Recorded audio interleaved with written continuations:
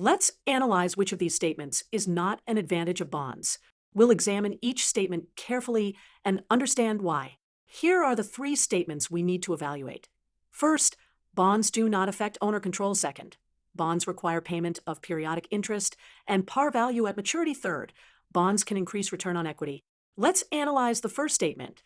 Bonds do not affect owner control. When a company issues bonds, they're essentially taking a loan. Unlike issuing shares, which dilutes ownership, bonds keep the ownership structure intact. This is definitely an advantage for companies wanting to raise capital while maintaining control.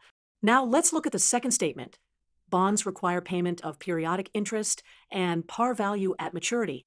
This creates a fixed obligation for regular interest payments, plus the need to repay the principal at maturity. This is actually a disadvantage, as it creates a financial burden and affects the company's cash flow. Finally, let's examine the third statement.